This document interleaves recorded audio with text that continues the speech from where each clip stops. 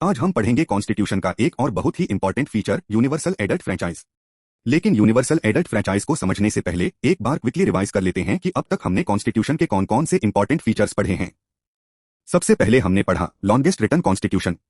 इसके बाद हमने पढ़ा ड्रॉइंग फ्रॉम वेरियस सोर्सेज। फिर हमने पढ़ा blend of rigidity and flexibility. इसके बाद हमने पढ़ा फेडरल सिस्टम विद यूनिटरी बायस।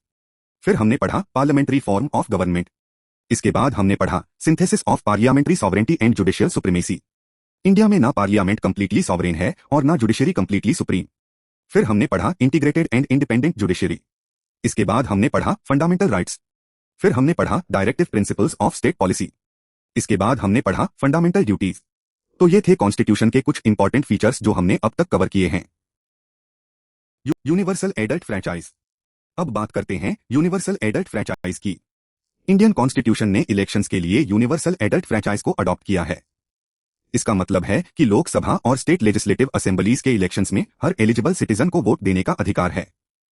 अब इंपॉर्टेंट पॉइंट देखिए, 18 ईयर्स या उससे ज्यादा एज का हर सिटीजन वोट कर सकता है और वोटिंग के लिए किसी भी तरह का डिस्क्रिमिनेशन नहीं किया जाता, जैसे caste, race, religion, sex, literacy, wealth और सो ऑन। यानी आप रिच हैं या पुअर, लिटरेट हैं या इलिटरेट, किसी भी कास्ट या रिलीजन से बिलोंग करते हैं, वोट का राइट सबके लिए इक्वल है। अब एक बहुत इंपॉर्टेंट फैक्चुअल पॉइंट, पहले वोटिंग एज 21 ईयर्स थी, लेकिन 1989 में वोटिंग एज को 21 से रिड्यूस करके 18 ईयर्स कर दिया गया। ये चेंज 61 सेंट कॉन्स्टिट्यूशनल अमेंडमेंट एक्ट ऑफ 1988 के थ्रू हुआ था। अब क्वेश्चन ये है कि कॉन्स्टिट्यूशन मेकर्स ने यूनिवर्सल एडल्ट फ्रेंचाइज इंट्रोड्यूस करना इतना रिमार्केबल क्यों माना? क्योंकि उस टाइम इंडिया के सामने बहुत बड़ी चैलेंजेस थी। Vast size of the country, huge population, high poverty, social inequality और ओवरवेलमिंग इलिटरेसी। इन सब चैलेंजेस के बावजूद कॉन्स्टिट्यूशन मेकर्स ने यूनिवर्सल एडल्ट फ्रेंचाइज को अडॉप्ट किया। इसलिए इसे एक बोल्ड एक्सपेरिमेंट और हाईली रिमार्केबल स्टेप माना गया। अब इसके सिग्निफिकेंस को पॉइंट टू पॉइंट समझते हैं। First, universal adult franchise democracy को ब्रॉड बेस्ड बनाता है। यानी डेमोक्रेसी में पार्टिसिपेशन सिर्फ कुछ प्रिविलेज्ड लोगों तक लिमिटेड नहीं रहता। सेकंड, ये कॉमन पीपल के सेल्फ रिस्पेक्ट और प्रेस्टीज को एनहांस करता है।